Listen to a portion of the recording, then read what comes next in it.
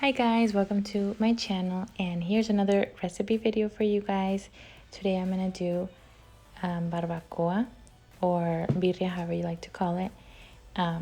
It's kind of something that you can eat with tacos or like a burrito bowl or quesadilla tacos like I'm gonna do today. So here's the recipe.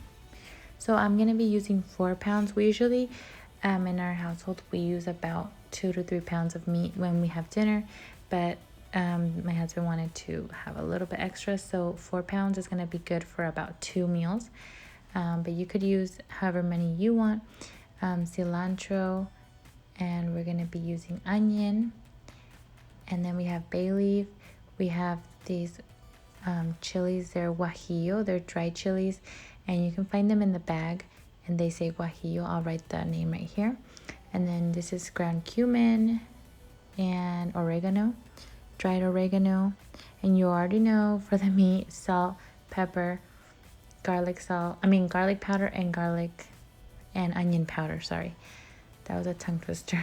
And then we're gonna be using apple cider vinegar for the meat. So we're gonna get going with the meat. You wanna get your pan ready. We're actually gonna sear it. I've done it both ways, where you don't sear it and when you do, and my husband says he likes it better this way, and I do too actually. So I'm gonna show you guys this way, but if you wanted to not sear it and just put it all in a boil, that's fine too. You just skip this step. So you want it, when you sear meat or anything, it really gives it like a bold flavor, and that's what we like about it this way. So you basically just put all your seasonings on the meat and you sear it. So basically you put it on the hot oil, but you're not going to cook it through on this pan. It's just to seal each side. So the ingredients, like I said, was salt, pepper, garlic powder, and onion powder. And you just kind of season every side. So I season the bottom side, and I'm going to place it on the oil. And you guys already know I use olive oil for my food, but you guys can use whatever oil you would like or that you use at home. And then I'm going to go ahead and season the top, because as you can see, it's not seasoned. So I'm going to go ahead and do that now. And everything is on a high heat, because you just want to basically brown it. I think that's also what they call it, brown or sear it, but it is not going to cook through in this pan.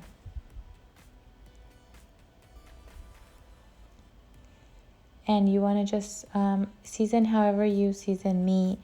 You're also going to be able to season the actual broth later on, but this is kind of just to get a basis.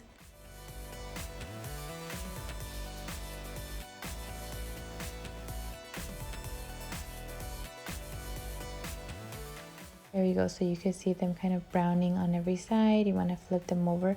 This is not a very long process. This is kind of quick, especially if your stove is really hot.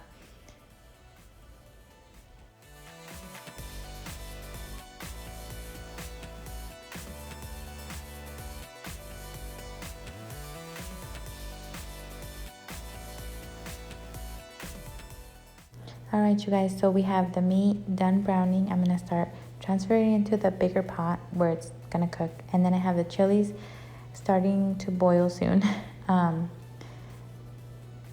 Yeah, so the meat is looking really good.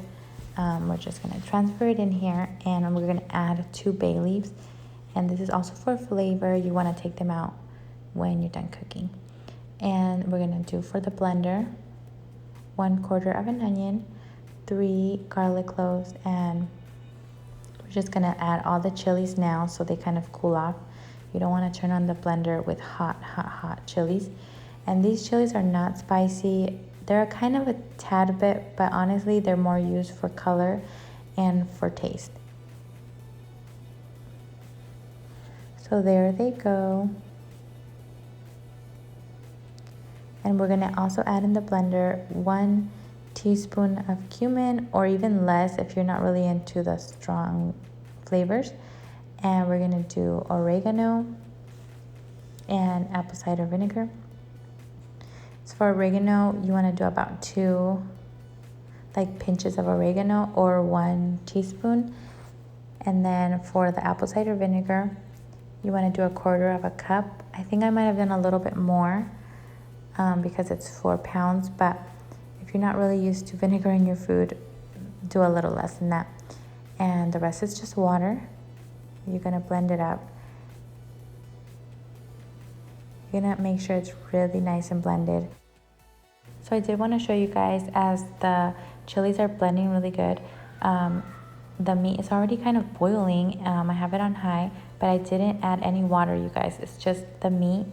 It's already like getting all the juices out and everything. So I did want to clarify that I didn't add any water. But we will be adding water even after you add the chili mix. You do have to kind of check up on it.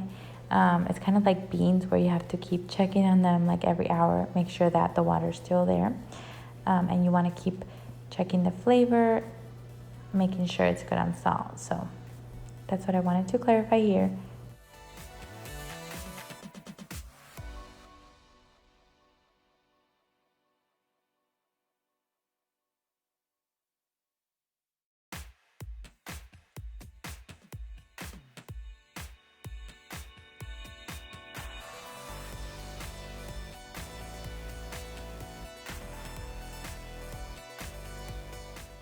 So I put it on about 11:50, there you go.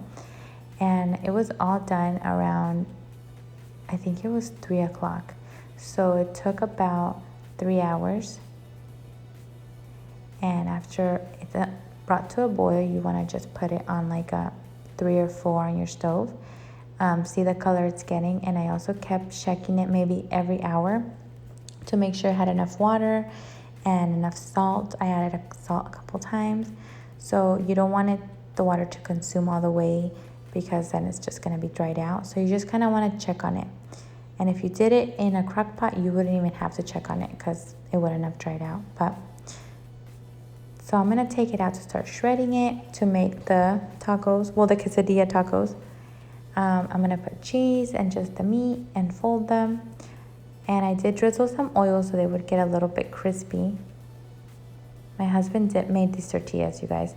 He doesn't like store-bought tortillas. All right, so they're all done. And I made about 12, but we didn't finish them all. So they're on a skillet with a little bit of oil, and now I'm gonna start pouring in the broth.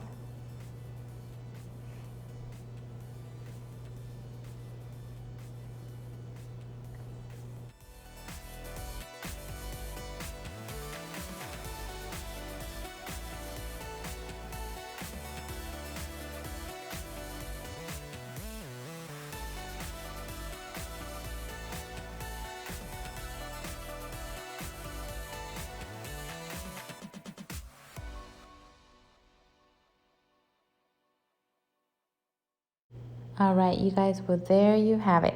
This is how we serve it. The broth with a little bit of meat and then cilantro, onion, lime. If you have salsa, if you want to make it a little bit spicier. We didn't make any salsa because the kids were already like coughing with the chili.